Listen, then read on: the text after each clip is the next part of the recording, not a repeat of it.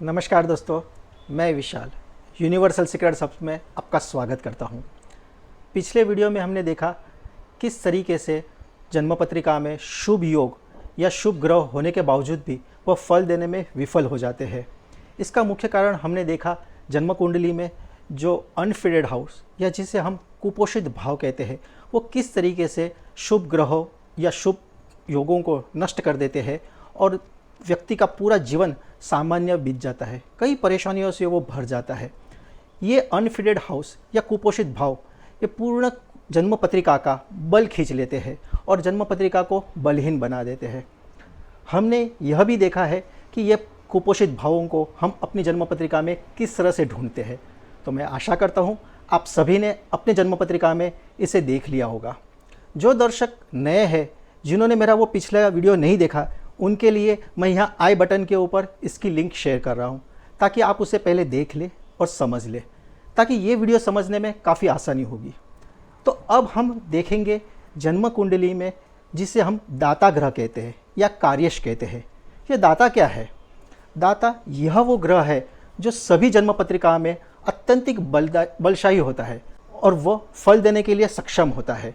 यह वो ग्रह होता है जिसके कुछ मांगा जा सकता है, धन इसके कब्जे में रहता है। यह जिस राशि में बैठता है उसका अधिपति इसे अपना स्वामी मानता है, यानी वो जो सेवक ग्रह है ये इसके लिए धन इकट्ठा करता है और वो जिस घर का मालिक होता है उस भाव से प्रदर्शित होने वाली तरीकों से और चीज़ों के माध्यम से वो यह फल देता है। तो यह सब किस तरीके से होता है, चलो हम देखते हैं। अभी तक हमने देखा ग्रहों को हमने 3 विभाग में वर्गीकृत किया हुआ है: दिन बली ग्रह, रात्रि बली ग्रह और संधिकाल के बलवान ग्रह। इसमें कौन से ग्रहों की सूची आती है वह हमने चार्ट में देखा है। एक पूर्ण दिन को 2 भागों में विभाजित किया है। जो सूर्योदय से सूर्यास्त के भाग को हमने दिन बली भाग कहा है। यह साधारण सुबह 6 से शाम के 6 बजे तक का समय है। इसी तरह रात्रि बली विभाग सूर्यास्त से दूसरे दिन के सूर्यास्त तक, यानी शाम के 6 से दूसरे दिन के सुबह के 6 बजे तक का समय है। हर विभाग में जो भी ग्रह आते हैं उनके बीच के समय को समान हिस्सों में बांटा जाता है। उदाहरण के तौर पर संधिकाल हमेशा सूर्योदय और सूर्यास्त के 1 घंटा आगे और 1 घंटा पीछे वाला समय होता है। इस तरह से दिन वाली वाला समय सुबह 7 से शाम के 5 बजे तक का हो जाता है और वही रात्रि बली समय शाम के 7 बजे से सुबह के 5 बजे तक का समय हो जाएगा।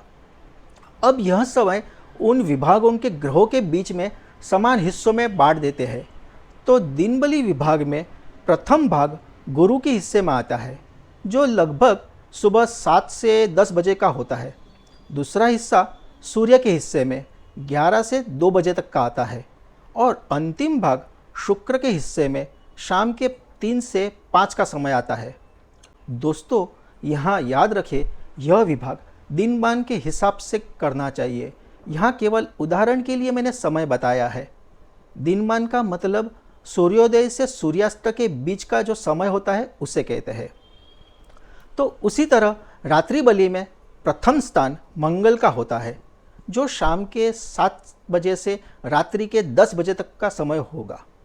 दूसरा हिस्सा चंद्रमा का रहेगा, जो 11 बजे से रात्रि के 2 बजे तक का रहेगा और अंतिम भाग शनिदेव का होगा, जो सुबह 3 बजे से 5 बजे तक का रहेगा। अब इसमें मानो किसी व्यक्ति का जन्म समय सुबह 10 बजे का हो तो उसका कार्येश यानी दाता ग्रह गुरु होगा।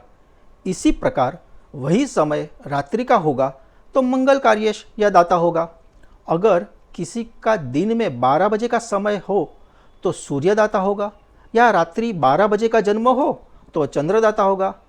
मान लो किसी का सुबह 6 बजे या शाम को 6 बजे का जन्म समय है तो बुध ग्रह दाता होगा, वह बलवान होगा। जन्म कुंडली में जो दाता ग्रह होता है वही धन देने के लिए सक्षम होता है। वह कुंडली में जिस स्थान पर बैठा है उस प्रकार से वह फल देने की क्षमता बनाता है। यह ग्रह जिस राशि में होता है उस राशि का अधिपति अपने स्वभाव अनुसार या जिस भाव को या जिस चीज़ को प्रतिनिधित्व करता है उसके अनुरूप का फल देता है। यह चीज़ हम एक उदाहरण के द्वारा समझते हैं।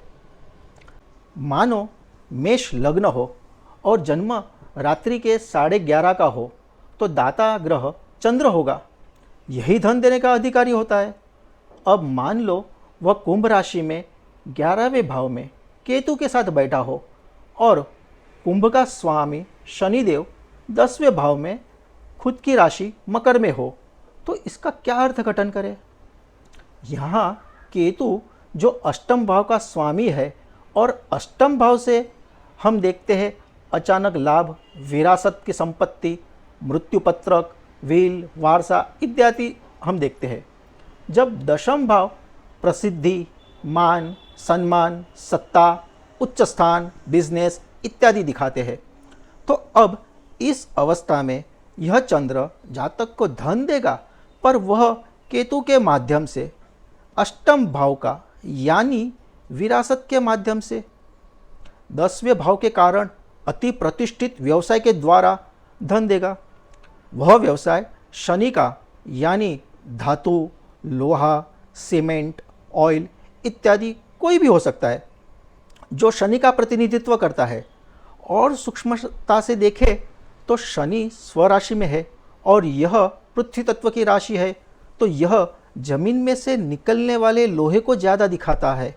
तो यह कह सकते हैं यह जातक लोहे के व्यवसाय में ऊंची बुलंदी पर रहेगा। दोस्तों, जो दर्शक ज्योतिष शास्त्र के विषय में बिल्कुल नए हैं उनके लिए यह समझना थोड़ा मुश्किल हो सकता है, पर आप निराश न हो।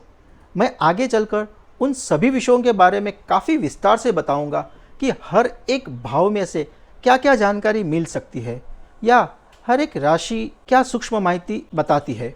उसी तरह हर एक ग्रह से हम क्या जानकारी हासिल कर सकते हैं, वह कैसे काम करते हैं, या इनके जैसी कई अधिक जानकारी मैं बताता रहूँगा।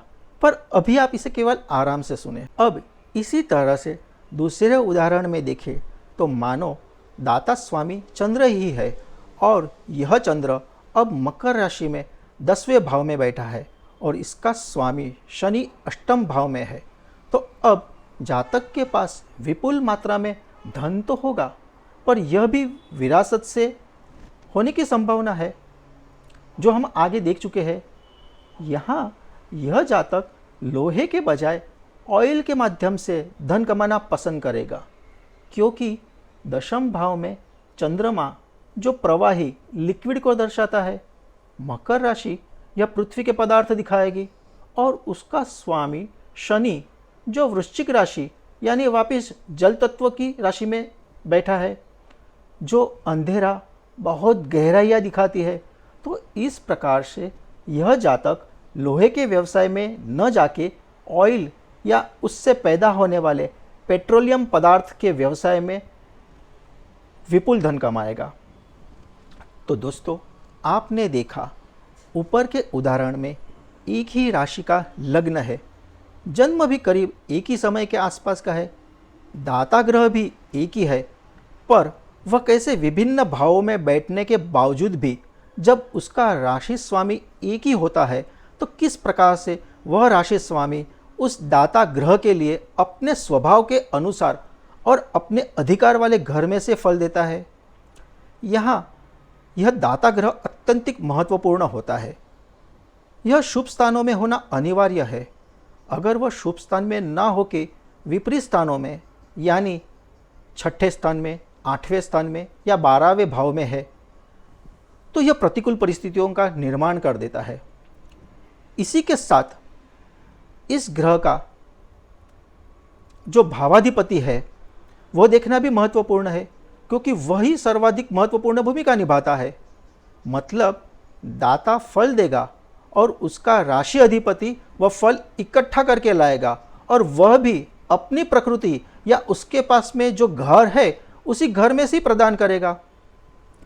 हम अपने व्यवहार में भी यह चीज़ देखते हैं, जब भी किसी से मांगना हो तो वह सिर्फ उस व्यक्ति से मांगना चाहिए जो बलशाली हो या देने के लिए समर्थ हो।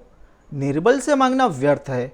इसलिए अपने जीवन का महत्वपूर्ण निर्णय जब करना है तो आप अपने जन्म कुंडली के दाता के हिसाब से ही निर्णय करें।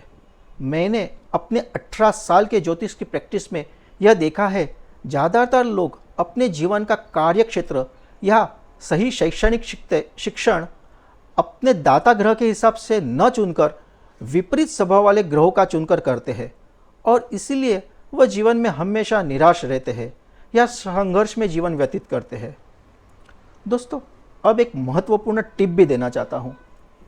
अगर आप भी दूसरों के जैसे यशस्वी, सक्सेस, धनवान और हर एक कार्य में सिद्धि पाना चाहते हैं तो जन्म पत्रिका के जो अत्यधिक बलवान ग्रह है उन पर ध्यान दें, अधिक फोकस करें, उन्हें सदैव अधिक बलवान बनाते रहे, क्योंकि बलहीन ग्रह कभी भी इतने बलशाली नहीं बन सकते कि वह आपकी जन्म पत्रिका को नियंत्रित कर सके। इसलिए उन ग्रहों को जो वस्तु प्रिय है वह समर्पित करते रहना चाहिए। नए एपिसोड में मैं आपको कुछ अन्य महत्वपूर्ण जानकारी दूंगा और बताऊंगा कि कौन से ग्रहों को कौन सी वस्तु समर्पित करनी चाहिए और क्या करने से जीवन में यश, सुख और कामना की पूर्ति होती है। दोस्तों, जो छात्र है और जो अपनी पढ़ाई, अपने भविष्य को बेहतर और सुनिश्चित करने के लिए कर रहे हैं, तो उन्होंने सबसे पहले ये बात जाननी ज़रूरी है कि उनके जीवन में धन किस रास्ते से आने वाला है, वो कौन से मार्ग से धन कमाने वाला है, कौन से आसान तरीके से उसके जीवन में यह दाता ग्रह धन देने वाला है। अगर वो ये जान के इसी विषय के संदर्भ में अगर अपनी पढ़ाई करता है तो वो अपनी पढ़ाई को अपने उज्जवल भविष्य के लिए अच्छी तरह से इस्तेमाल कर सकता है। लेकिन मैंने कई बार देखा है, अक्सर ये नौजवान जो पढ़ाई करते हैं उससे बिल्कुल विपरीत अपना कार्यक्षेत्र, नौकरी, धंधा इत्यादि करते हैं। इसकी वजह से कई बार हमने देखा है इनको जीवन में पूरी तरह से यश नहीं मिलता है, वो बहुत परेशान, असंतुष्ट रहते हैं। तो मेरा यह सुझाव है, वक्त रहते ही ऐसे नौजवानों को अपने भविष्य के बारे में थोड़ी बहुत मार्गदर्शन पहले से ले लेनी चाहिए। कई बार मैंने देखा है इनके माता पिता का भी अयोग्य मार्गदर्शन इनके लिए यह समस्या का कारण होता है। तो हर एक नौजवान को ये देखना होगा कि उनको अपने भाग्य की तरफ से जो आसान रास्ता मिला है उस मार्ग को पसंद करे और उसी तरह से चले, ना कि उससे विपरीत दिशा में जाके अपने जीवन को बर्बाद करे।